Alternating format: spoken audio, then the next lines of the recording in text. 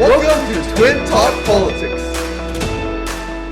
Alright, hi everyone. Welcome back to another episode of Twin Talk Politics, where on this Tuesday afternoon, we are so lucky to be joined by MP Kwan, the Member of Parliament for here, the beautiful Vancouver East.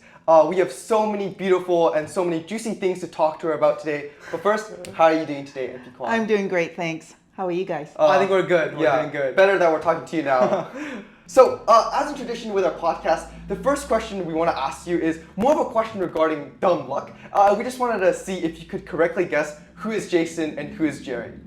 I am guessing you're Jerry and you're Jason. Wow, that's pretty impressive. Not a lot of people get that right on the first try, so congratulations on that. Well, thanks for the good introduction. Yeah, I think that helped a little bit.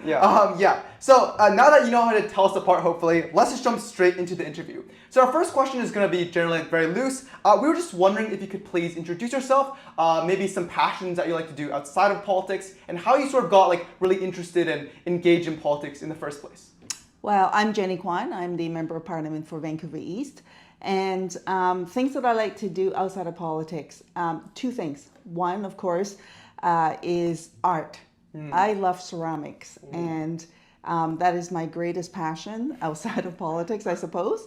And that's, art to me is life. It is really people's expression of who they are. It's the thing that gives us excitement and is the things that keeps us alive, in my view, is that ability to express ourselves creatively. Wow. And so I love art. And then so the other thing is food. Yeah. Who doesn't love food? Yeah. And I have to say, actually, since COVID, especially during COVID, I should say, I was home a lot. Yeah. And then as a result, I started cooking with my children. And I've really just grown a love for it, creating different things, looking up for different recipes, rearing the recipes to see what the outcome would be. So that's the other thing that I love to do. Yeah, sure. Wow, that was really, really interesting. So I think the second part of this podcast and the second question is, as you know, our podcast is really created by the youth and really for the youth. And I think our second question is going to follow this line of thought. And I think it's split into two parts. So first, we were just wondering what you thought were the biggest major concerns regarding youth in Canada as a whole. And then the second part of this question is on a more micro scale. So what do you think are the biggest problems regarding youth in your own constituency of Vancouver East? Well, the younger generation today, and I have two children of my own, teenagers, and I have to tell you, the things that worry them are things that I didn't think very much of. Top of mind for them right now is the climate. We are seized with climate action. We're seized with, the heat wave, the drastic climate change, and so they are very much focused in on that, because at the end of the day, if you don't have the climate, you don't really have anything. And that is actually of primary concern. But the other thing too, life is so much harder, I think, for young people today. Struggling to get a job, to create a quality of life, to really secure yourself in this environment. It is so much more harder than what it used to be. And I know that those are the things that they think a lot about, that my children think a lot about. And I think a lot of the young people that I talk to, they raise that with me as well about their future. What does that mean? And what does the future hold for them? Yeah, I think for sure. So given that, what strategies or motions or bills do you think Canada should adopt to address some of the issues you just talked about? Well, there's lots that Canada can do. I mean, oh my goodness, right? I mean, first off, on the climate, we could actually follow our commitment, on the climate targets and then meet and to beat it. The Canadian government can lead by example with initiatives to reduce emissions, as an example. Sadly, we haven't actually done that very well. And I fear that it is the next generation, the future generations, who will have to pay the price. And I also fear that it might be too late. If we don't take action now, it may be too late for future generations, and that would be a shame on us. Yeah, for sure. Yeah, I think climate is definitely top of mind for a lot of youth individuals as well. Shifting gears to another issue that I think plagues a lot of youth individuals right now is the topic of housing.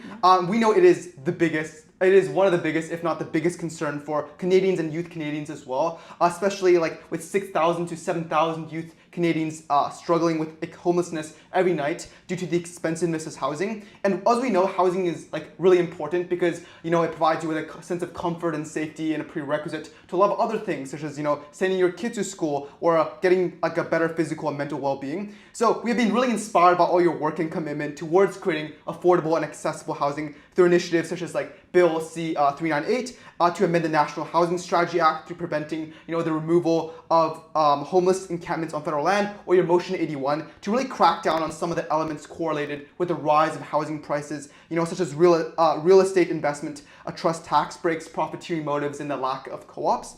So our question to you is, we are wondering, in your expert opinion as the critic for housing for the NDP, what are some of the root causes that you think really drives the lack of affordability in Canada, and how can some of the motions that I was talking about, initiatives, really eradicate these underlying issues to really create affordable and accessible housing to all young Canadians? Yeah, I think that on the question around housing, there are multiple things that the Canadian government can do and should do. And in fact, it was part of the problem was the Canadian government themselves that helped created the housing crisis. Back in 1993, when I first entered into electoral politics, what did the federal government of the day do? They actually canceled the National Affordable Housing Program. As a result, Canada lost more than, literally, we lost over 500,000 units of affordable housing that would otherwise have been built. And then successive liberal conservative governments continue to fail to address the housing crisis. And what did they do? They actually facilitated the private sector into getting into the market to buy up safe, low-cost apartments. And by doing that, what they're doing is jacking up the cost of rent. So what are investors' job, right? What do they want to do? They want to come in and maximize profit. And by doing that, they are displacing the existing tenants. And then as a result, we saw rents skyrocketed. And as a result, you also see a ripple effect from the rent side to the home ownership side, because the investment market targets everything. And so as a result, you saw housing costs go up and up and up to the point where now in Vancouver, to rent a one-bedroom apartment, you're looking at over $2,500. Nobody can afford that. And so people are getting displaced. Young people cannot get into the market. They cannot hope to dream to own a home. And so you have this escalating crisis. Aside from that, the Canadian government also further facilitated the private sector, not only by not building more social housing, they created special tax treatments for them so that they don't have to pay their fair share of taxes. And so, all of these things coming together, accumulating, has created this housing crisis that we're now faced with. And so to really dismantle all of that, I say it's time to say no more free ride for the real estate investment trusts. They need to pay their fair share of taxes, and the Canadian government need to get back to housing in an earnest way and treat housing as a basic human right. And create a national affordable housing program that we need. And it is not just about building more housing faster, it is also about building the kind of housing that people can afford, so that people can afford to have a home, which is the basic foundation for our well-being. If people don't have a home, they cannot tackle any of the problems that they're faced with, and in fact that they will add to the problems in our community. So that's why I have tabled a private member's bill, and one of the bills is to say to the federal government that for the people who are unhoused right now, who are living in encampments, and by the way, that's happening across the country, not just in Vancouver East, we need to recognize those individuals and see them, and to say that we can't just displace people further from an encampment, but rather to say that we need to make sure that they're offered a home. So we can't just decamp the encampments and just make them go away and disappear further into the bushes. That's not going to solve the problem. What we have to do is to make sure the housing is available, make sure that housing is a basic right, and use the rights-based approach to housing to help people get housed, build a housing that's necessary, ensure that the affordability is there, and continue to generate the homes that Canadians need. So you need affordable housing, social housing from the government, co-op housing, community housing built by the government with the nonprofit, sector. And then we also need low-cost rental market and the full range of housing so that you can create that balance so that everybody can have access to a home. Yeah, that was really, really powerful. I think something that really stood out to me is like housing should be a basic human right that every single individual, just by nature of being human, should have access to. And another part I found super empowering was like, I think we're so focused on trying to build so much more housing that we just forget the part that it doesn't matter if we build so much housing. If no one can afford it, what's the point of doing all that for? I found that really, really empowering. So I think another issue, very prevalent issue on the minds of many youth right now, apart from housing, is the drug and opioid crisis. I think we see this online on social media a lot of the time, and we actually just sent out a survey on our social media to really gauge what youth were really interested about. And as you said, the top three were literally housing, environment, and then the drug crisis happening.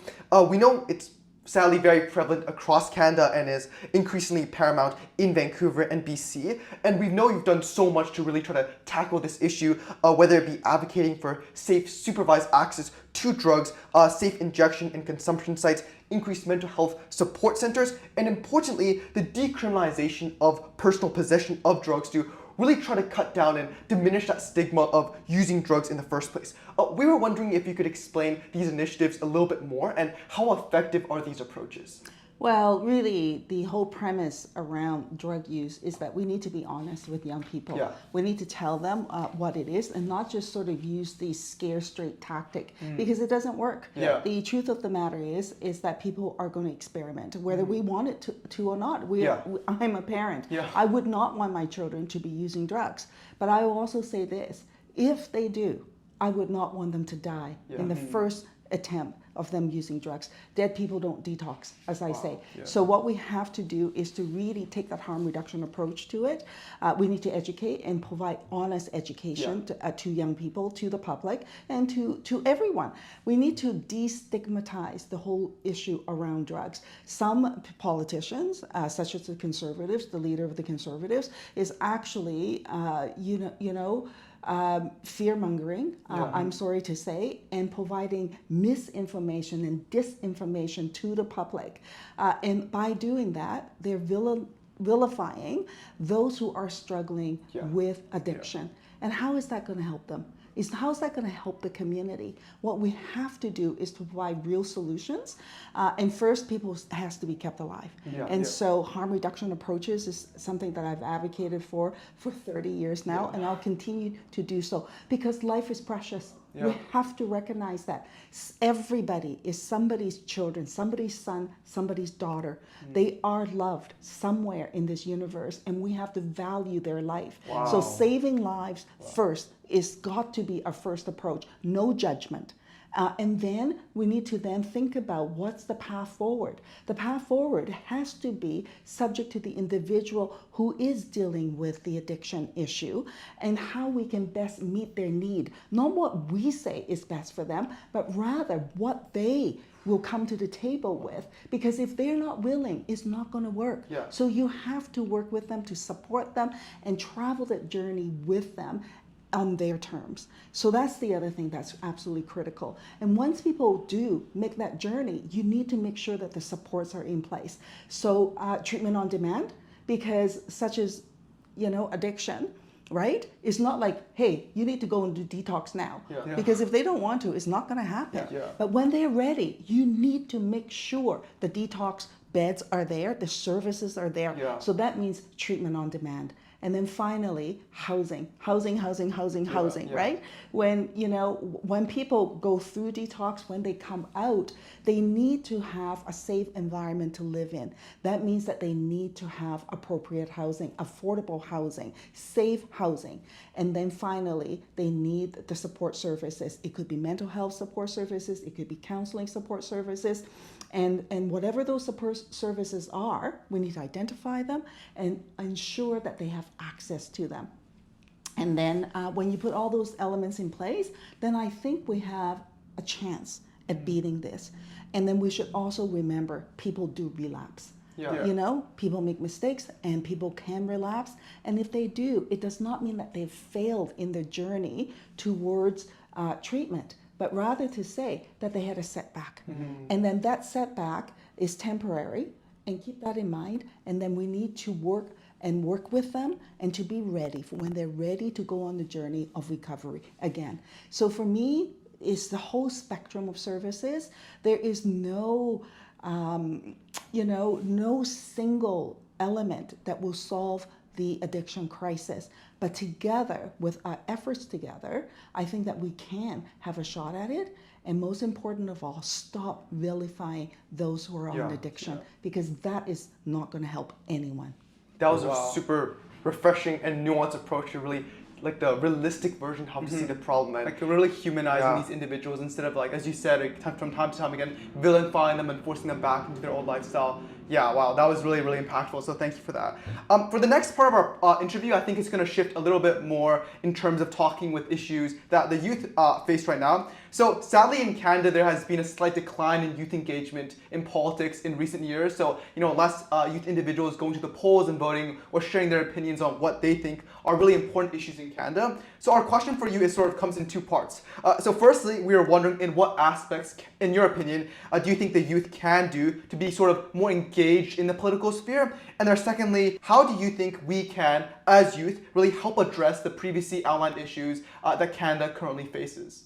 Well, I think youth engagement, one thing that we can do is lower the voting age. So to make sure that young people who have a voice and that their voice actually count in the democratic process in terms of them choosing their elected representatives. So that's one thing that we can do to engage young people. As a politician, we often during the campaign times at the school, there is actually a mock vote at the school system. High participation rate, and young people are engaged. We go there and do all candidates debate in front of the students, and they ask really important questions.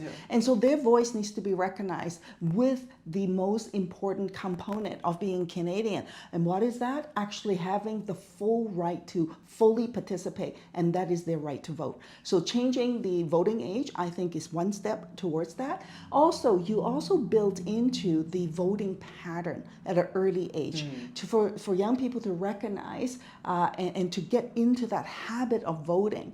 And then I think that there's a stronger chance that when they go out of the school system, that they will continue to participate in the democratic process by voting outside of that. The other thing is this, just simply asserting your voice. Young people's voice, you're powerful.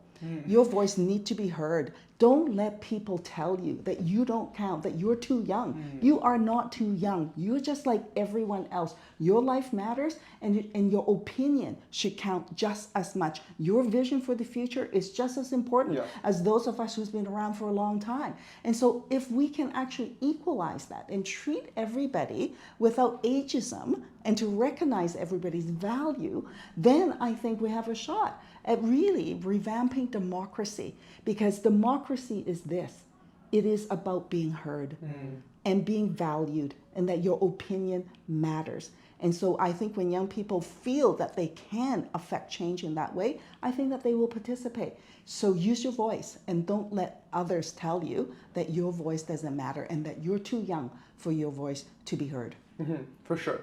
Yeah, I definitely think that was really, really inspiring, and I definitely, and Jason and I truly and wholeheartedly believe that we should definitely lower the voting age to definitely lower, as proposed by Bill C-210, to the federal voting age needs to be at 16, because it not only, as you said, gets our opinions out and gets us in a pattern of voting, have not short-term and long-term benefits, but really ensures that youth issues are really bringing to the forefront of political discourse as well. Yeah, if you think about it, at 16, you can actually go and get your driver's license. Begin that process. If you can actually drive a vehicle that could actually kill people on the road, you should be able to vote. Definitely. Wow. Yeah, I think that's a really powerful analogy. Yeah. Great.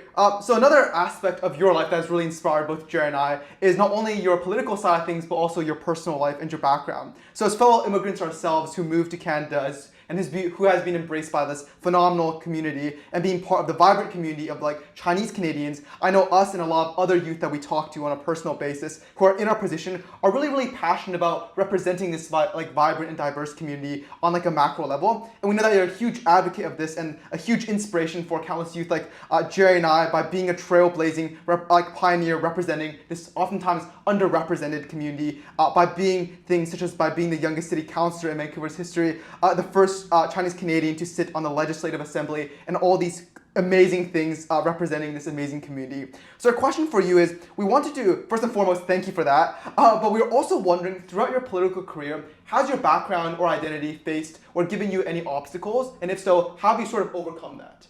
Well, first off, I'm really proud to be a Chinese Canadian. I bring my heritage, my culture, my language to the political arena. I am a strong believer that at all levels of government, we should reflect the faces of our community.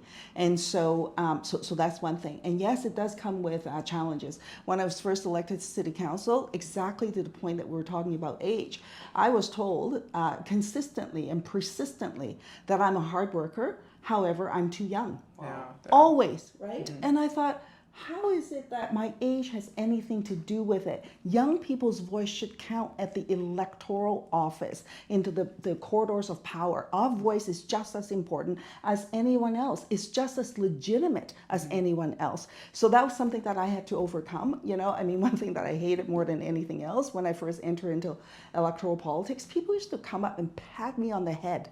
And I feel like, what am I, like a baby? I am not a baby. I'm a grown woman. Treat me and respect me as such. So that's one thing. Fighting that ageism is an ongoing thing that went on when I first entered into electoral politics.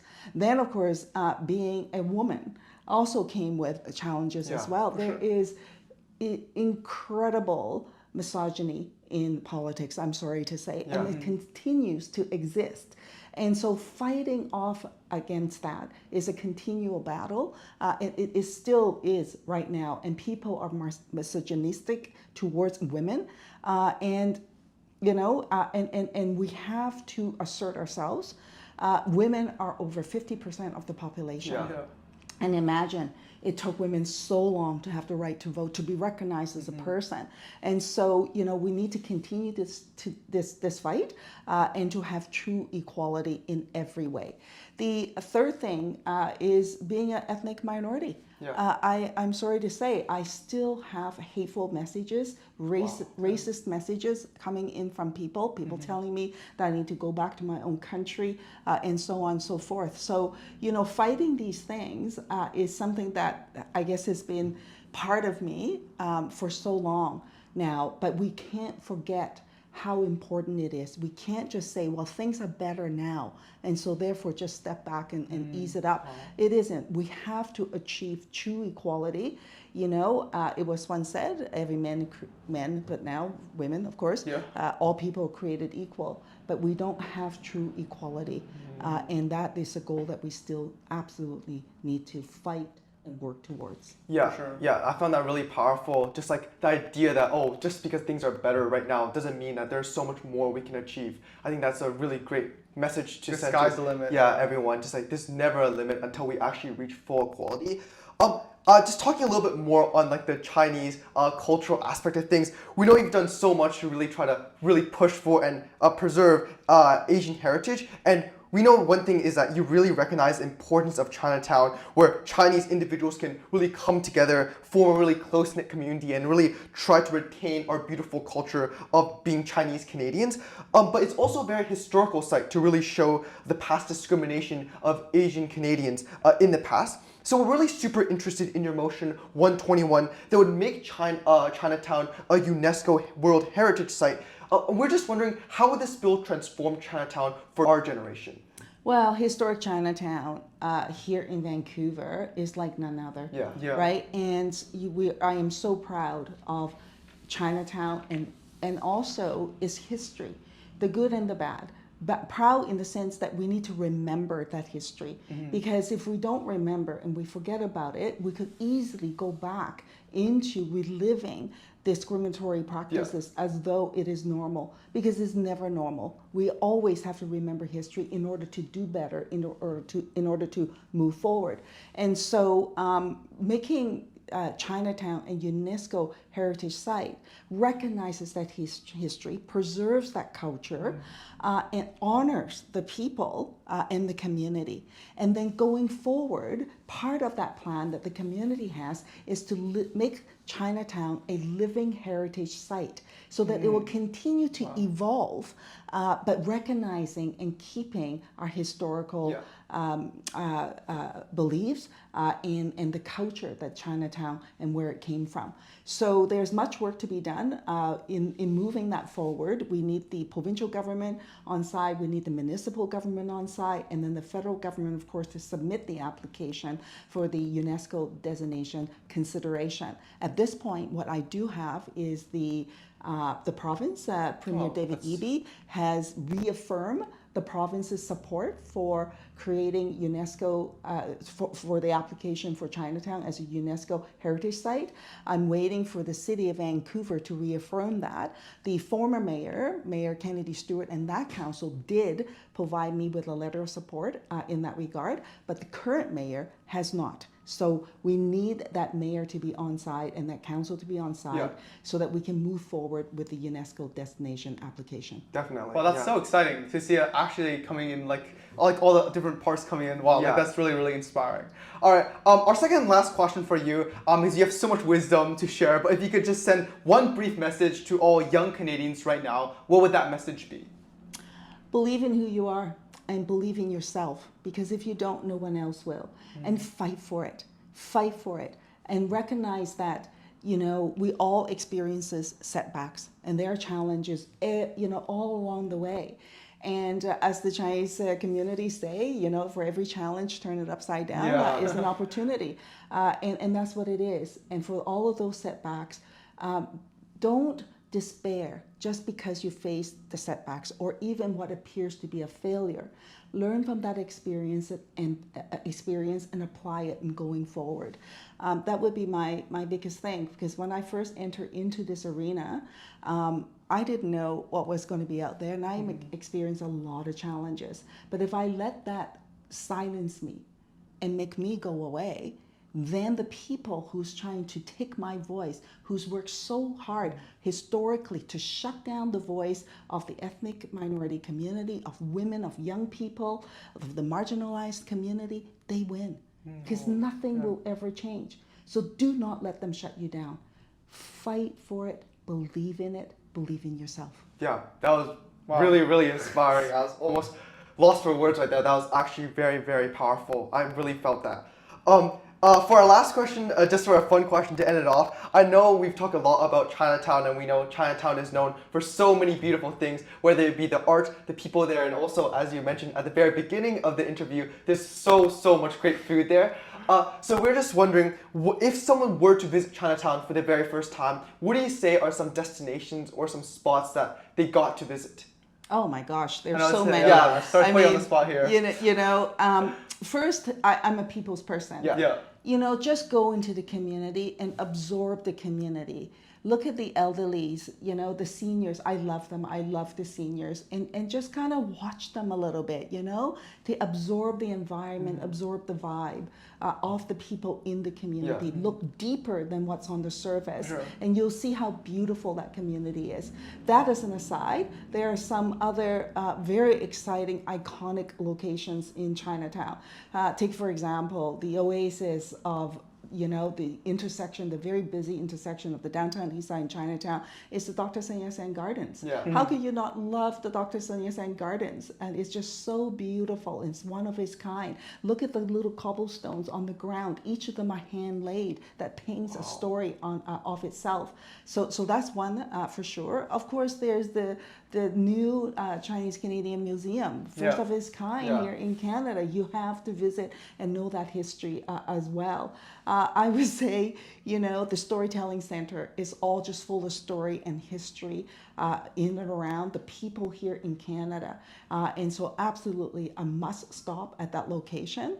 And for all the foods, my God, there's so many good restaurants. Now we're getting Michelin star restaurants, right? So I'm not going to name them because I will definitely get into all kinds of trouble. But I love them, you know, all the way from ramen to Chinese barbecue pork to Vietnamese food, Japanese cuisine, you name it. It is there in Chinatown. So visit Chinatown, come often. And we have festivals as well that goes on. And you will find an amazing community with amazing history, and most important of all, amazing people. Wow. Thank you for the insights. I'll definitely tell my friends, and I'm sure all the viewers who are coming to Vancouver will definitely check these spots out. Thank you for the insight. All right, I think that concludes our interview today. Again, I would like to extend a huge thank you to MP Kwan and her phenomenal team for this amazing opportunity and taking the time out of her very, very, very busy schedule to be actually able to meet with us today. We truly, truly appreciate it. I know Jerry and I learned so much nuanced and informative information that I'm sure all the viewers did at home. We had a blast. So thank you guys so much. For all the listeners and viewers at home, if you guys wish to see more interviews like this, be sure to tune in to future episodes. I'll see you guys next time.